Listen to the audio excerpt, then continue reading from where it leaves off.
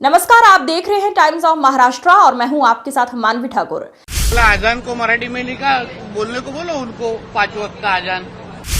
उनके अगर पुराने ट्वीट आप निकाल के देखेंगे तो तबलीगी जमात के इज्तिमा जो हो रहे थे उसका वेलकम कर रहे थे वो तो। हमारे त्र्यंबकेश्वर मंदिर के पास जय श्री राम नाम के दुकान होते हैं फूल वालों के, अंदर अब्दुल बैठा रहता है।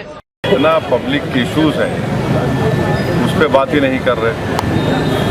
ये जो जिम्मेदारियां उनकी है गवर्नेंस से, उससे बचने के लिए ये सब डाइवर्जरी टैक्टिक्स है। पाठशाला काय को जरूरत है, मदरसा में मराठी चालू करो ना, सबसे आसान है।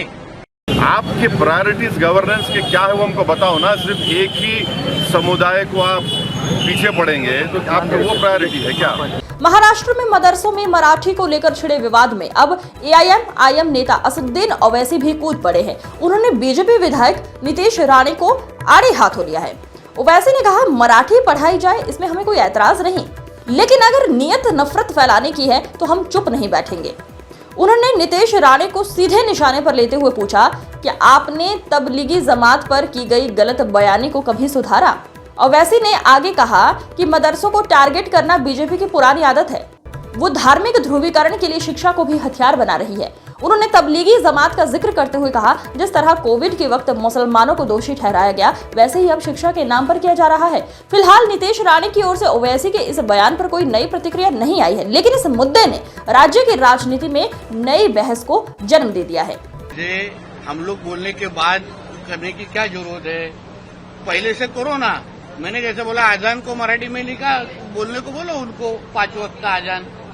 ये 1-2 जनों को बोलने का, वो नौटंकी करने का, ये तो हम लोग अभी हमारे त्र्यंबकेश्वर मंदिर के पास जय श्री राम नाम के दुकान होते हैं फूल वालों के, अंदर अब्दुल बैठा रहता है। तो कुछ नया चीज नहीं है ये। हम लोग को, हम सब ये जो कि नौटंकी है ना, हम अच्छी तरह से पहचानते हैं। आज मेरा में मराठी चालू करो ना, सबसे आसान है। अलग पाठशाला करने की जरूरत ही नहीं है। महाराष्ट्र में बहुत मदरसा है, वहां उर्दू के बजाय आप मराठी शुरू करो ना उधर, आपका मेहनत कम हो जाएगा।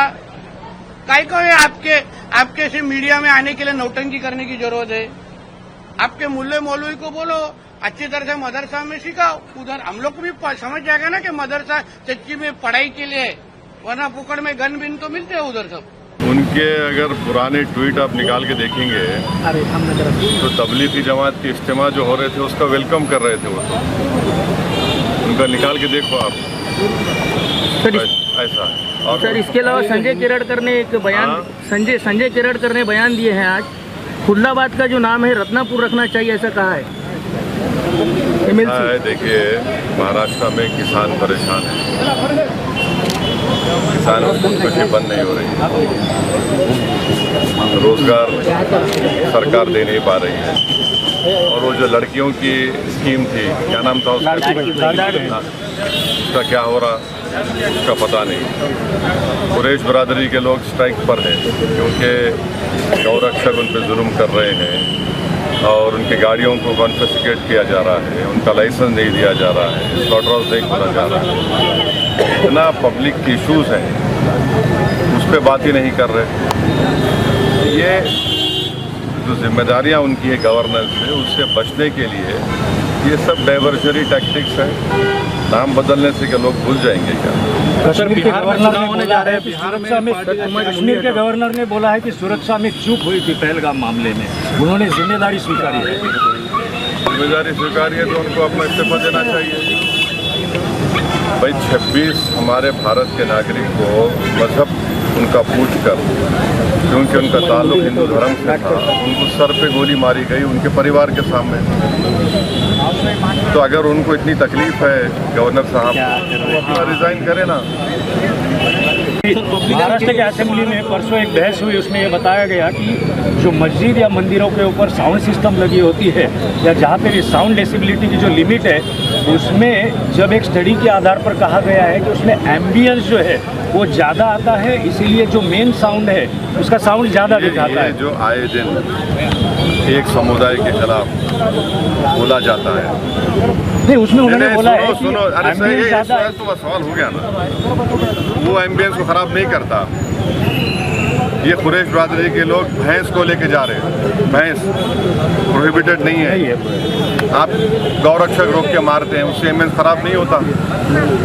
लीगली लेकर जा रहे तो बोलते नहीं मोटर व्हीकल एक्ट लगाएंगे, वो नहीं हुआ तो बोलते क्रूरल्टी ऑफ एनिमल लगाएंगे। आप इससे एम्बुलेंस खराब नहीं हो रहा। आपकी प्रायोरिटीज गवर्नेंस के क्या है वो हमको बताओ ना। सिर्फ एक ही समुदाय को आप पीछे पड़ेंगे तो आपको वो प्रायोरिटी है क्या? सिर्फ 6,999 रुपए में पाइए branded i3 computer, 256 GB SSD का hard disk, 8 GB RAM, 19 inch की बेहतरीन स्क्रीन। काम, पढ़ाई या मनोरंजन सबके लिए परफेक्ट सिस्टम। और पाइए साथ में माउस कीबोर्ड फ्री।